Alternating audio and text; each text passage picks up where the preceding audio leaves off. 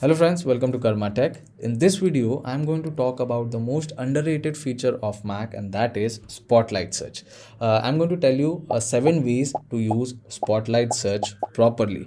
Now, before going ahead, if you are new to the channel, please don't forget to subscribe. Now, before getting started with the video, let me tell you how you can activate Spotlight Search. There are two ways. First is you can directly press F4 on your keyboard and you can activate Spotlight Search. Now, if you want to close it, again you can press F4 on your keyboard and you can close Spotlight Search. Now, the second way of going to Spotlight Search is press Command plus Space bar on your keyboard. It will activate Spotlight Search, and again to close it, you can follow the same step. You can press Command plus Space bar to close it. Now, let's start with the first basic thing, and that is if you want to open any particular application, there is no need to go to Launchpad or Dock. You can directly open any application using Spotlight Search. So first of all, activate Spotlight Search and search for that app name. Suppose if I want to open Image Playground, I'm going to type Image Playground, and within few seconds, it will pop up on the screen like this. It will show me the app name. If I tap on that, it will open that app for me. Similarly, if you want to search for any other app, you can just type the name over here.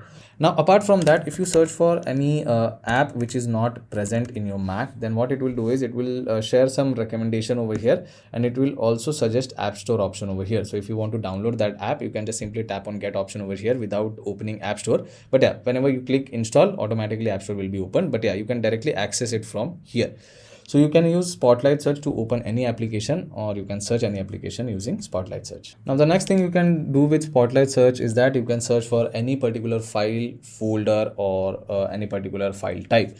So suppose if I want to search for my dark wallpaper folder, what I'm going to do is I'm just going to type dark wallpaper over here, and it will show me the folder which is already present in my Mac. So you can see I have a folder over here. If I go to data, this is the particular folder I was searching for. Apart from folder, if you want to search for a specific file type, then all you can do is just simply type kind, then add colon over here. And if you type PDF, it is going to show all the PDF file present in your Mac. And if you type for text, it will showcase, or it will display all the text file which is present in your Mac. So yeah, you can search for any specific file type as well. Now, the next thing you can do with Spotlight Search is if you want to check weather for any particular city, you can do that. So if I type weather, and in front of that, let's say if I want to know the weather of London, I'm going to type the name of the city, and it will show me the weather over there. Next is if I want to search for any other city, I'm just going to type that city name, and again it will display the weather for that particular city. So the next thing is, if you are into sports and if you want to get scores, you can directly get it from Spotlight Search. Now, just for example purpose, if I search for Brazil versus Argentina, you can see it is showing me the scores for that particular match. Now, it is not the latest one, but this is just for an idea. If you're into cricket, you can also search for cricket score. Now, currently IPL is going on. So if I search for MI versus DC, it is going to show me the scores for that particular match. It is also going to tell me the match number, which season it is, and it will also show me the day and date of that particular match. So yeah, you can also get scores from Spotlight Search. So the next Spotlight Search is also very helpful. Now, for calculation purpose, what we all do is we go to calculator application, but there is no need to do that. We can do basic calculations through Spotlight Search.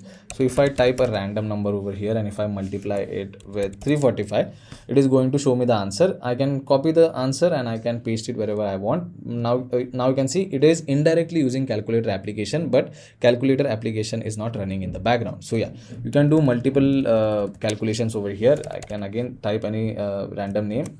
If I want to deduct any other number with this, you can see it is giving me an answer over there. So yeah, in short, you can basically use Spotlight Search for calculations. Now, not just calculations, you can also use Spotlight Search for conversion. So let's say if I want to convert currency 1000 USD to INR, I can do that. I just have to type it and it is going to give me the answer. I don't have to go to browser and search for that. I can do it directly from Spotlight Search. Now, not just INR, if I want to convert to GBP, I can just type GBP over there and it will convert 1000 USD to GBP. Now, the next feature is you can check out meaning for any word using Spotlight Search. So all you have to do is just type that word. So for example, if I type phenomena and if I type meaning in front of it, it is basically going to give me an option of dictionary. If I tap on that, it will open dictionary application, and over here you can check out definition or meaning for that. You can also go through thesaurus over here. So yeah, this is one thing. Another thing is you can just search multiple words over here, and again it will give you meaning for that. So if I just type galaxy over here, it will recommend me some other things, but you can see at the bottom it is giving me dictionary option. But if I directly want to go to dictionary option, then after typing the word, what I'm going to do is just press command plus L, and it will directly recommend definition or dictionary option over here. So if I tap on that, it will take me to dictionary application, and over here again I can go to thesaurus, or I can check out the meaning or definition of that word. So that's pretty much it for today's video, guys. I hope this video was helpful. If it was, then don't forget to subscribe to my channel. I will see you all in the next one. Thank you.